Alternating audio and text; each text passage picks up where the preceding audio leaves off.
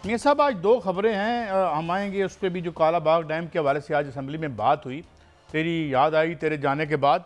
दूसरा ये कि आईपीपी के कुछ लोग हैं, 5-6 लोग हैं, जितने भी लोग थे, उन्होंने जो टॉप मिलिट्री लीडरशिप है उनको भी ब्रीफ किया और साथ ही एक इल्तमास की कि देखें हाथ हौला रखें वरना इन्वेस्टर भाग जाएंगे। हमारी दुआ है इस तरह के तो सारे ही भाग जाएं। बहरहाल मियां साहब, आपके पास क्या है? नंबर एक, जो मिले वो जो लोग हैं उन्होंने क्या बात की कि उन्होंने कहा कि ये जो in this regard owners of some independent power producers met the top military leadership here on Monday and shared their proposals on how to scale down the power tariff to provide relief. तो भाई scale down को तो छोड़ें और पहले खोले तो सही, हमें पता तो चले।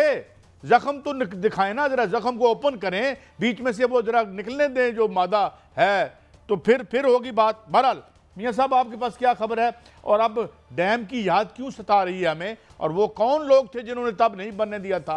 आज हमें पता चलता है कि शायद वो भी आईपीपी के लिए लॉबिंग ही थी। मियां साहब,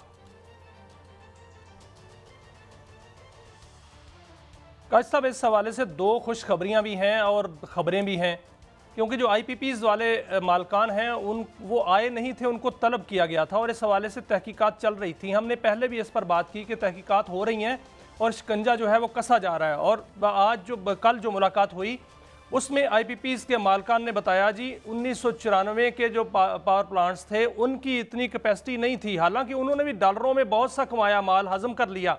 उन्होंने कहा उनकी इतनी नहीं थी, 2015 से लेकर अब तक की जो है वो बहुत ज़्यादा कैपेसिटी है। उन्होंने बताया कि 148 रुपये फ़ी डॉलर के हिसाब से उनको मिलता था, अब 278 रुपये फ़ी डॉलर के हिसाब से इनको मिलता है, जो कि 10,000 मेगावाट से ज़ायद की कैपेसिटी है।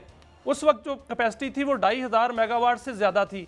अब मामला सर ये है कि ये कल तलब तो किया गया था, उनकी बात तो सुनी गई है, लेकिन खुशखबरी इसमें क्या है? खुशखबरी इसमें यह है कि उनको बताया गया दो टोक अल्फाज में कि ये जो मुआहदे हैं ये भी खुलेंगे, फ्रांसिक ऑडिट भी होगा, जो इसमें कसूरवार पाया जाएगा उसको सजा भी मिलेगी और वो जेल भी जाएगा।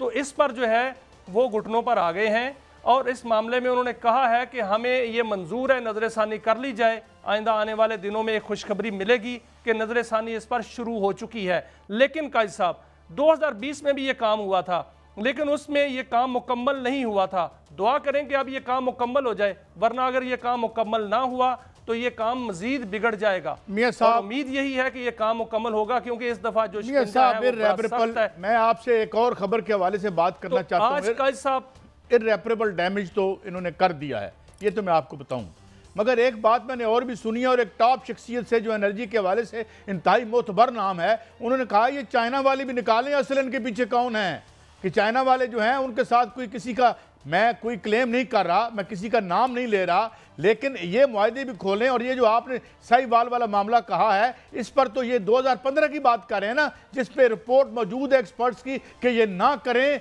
डैमेज करेंगे एनवायरनमेंट को भी और मैशत का तिया पांचा कर देंगे। ये वही मुआहदे हैं मियां साहब?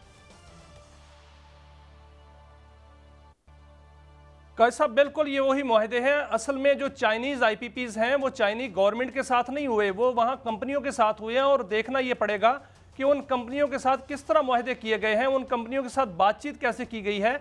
और दूसरा, जहाँ तक साहिवाल कोल की बात है तो वहाँ तो एनवायरमेंट असेसमेंट ही नहीं हुई और जो EPA थी उसको कहा गया कि वो NOC दे दे, उन्होंने वहाँ असेसमेंट की नहीं है। वहाँ पर जितने भी एनवायरमेंट के प्रॉब्लम्स नज़र आ रहे हैं या उस वक्त जो इसमें तवक्को की जा रही थी उससे ज़्यादा जो है वो प्रॉब्लम है। और उसका जो बिजली का यूनिट बन रहा है फी यूनिट, वो 70 रुपये से भी ज़ायद पर गया है और आइंदा जो प्रोजेक्शन की गई है वो 370 रुपये फ़ी यूनिट पर की गई है।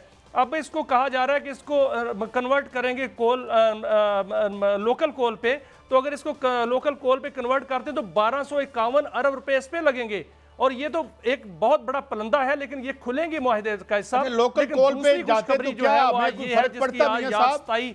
अगर लोकल कौमी असेंबली में, और इस हवाले से मैं खबर भी देता चलूं कि काला बाग डैम का फैसला कर लिया गया है और बड़ी संजीदगी से यह फैसला कर लिया गया है कि काला बाग डैम बनेगा। फैसला किसने किया और ये जो डैम बन रहा है इसको तो रोकने को फिर रहे हैं। जितनी कारपोरेट एग्रीकल्चर फार्मिंग हो रही है उसमें लाखों एकड़ अराजी जो है उसको सैराब करना है, तो उसके लिए हमें डैम चाहिए, हमें पानी चाहिए। इस वक्त हालत यह है कि 14 अरब डॉलर का पानी हम ज़ाया कर चुके हैं और तरबेला, मंगला और चश्मा बिराज से जायद का जखीरा हम समंदर बुर्द कर चुके हैं कायद साहब। और ये वो डैम था जिसको बाकायदा नहीं बनने दिया गया। 1991 का एक कार्ड उठा के देख लें, उसका जो ओरिजिनल ड्राफ्ट है उसमें लिखा हुआ है कि कालाबाग डैम बनेगा, लेकिन ये डैम बाद में जो है वो उसके करारदादे यहाँ पे देखे ना हमारे प्रोग्राम पे ये बात हुई साहब, हमारे प्रोग्राम पे ये बात हुई कि किस तरह इवन मुबैना तौर पर एनजीओज इन्वॉल्व थी, डूब जाएगा। मैंने जाती तौर पे दुनिया के जो दूसरा या पहला बड़ा डैम है हूवर, उसको विजिट किया है लास वेगस में,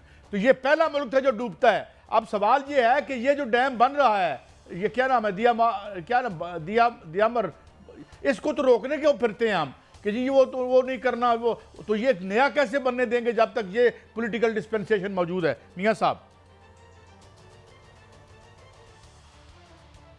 देखिए कायद साहब, ये फैसला तो अब हो चुका है, ये बड़े लेवल पे फैसला हुआ है। मेरी बात हुई है कि बड़े ज़राए से, उन्होंने बताया है, ज़राए ने नाम ना जाहिर करने पर बताया है, उन्होंने कहा है कि कालाबाग डैम का भी फैसला हो चुका है और दयामर बादशाह डैम का भी फैसला हो चुका है, वो भी बनेगा। डैम साइट ज़रूर बनेगी, अगर उसमें पावर साइट नहीं बनती तो ना बने, कोई मसला नहीं, लेकिन दयामर बादशाह का डैम भी बनेगा और कालाबाग डैम भी बनेगा। और इस हवाले से तमाम तर डाटा, तमाम तर मालूमात। लेकिन मियां साहब एक और अहम बात बताइएगा, वक्त बड़ा कम है, बाकायदा तौर पर सामने मियां साहब अगर ये खुलेंगे तो, और अगर ये बहुत सारे स्केल्टन तो निकलेंगे ना कबर्ड से, ये वारदात तो हुई है, सबको पता है। क्या जिन्होंने पाकिस्तान की अमानतों में खयानत की है, मुआहिदों में ऊपर नीचे हुए हैं, और अगर चाइनीज के साथ क्या अगर ये साबित होता है, मैं अगर कह रहा हूं, मेरे पास खबर नहीं है, मैंने उड़ती उड़ती सुनी है, इसमें अगर लोकल बंदों के भी स्टेक्स हैं तो क्या इनके गिरबान कोई पकड़ेगा या फिर उन्होंने फड़ांगे जिन्हें कुछ नहीं किया। मियां साहब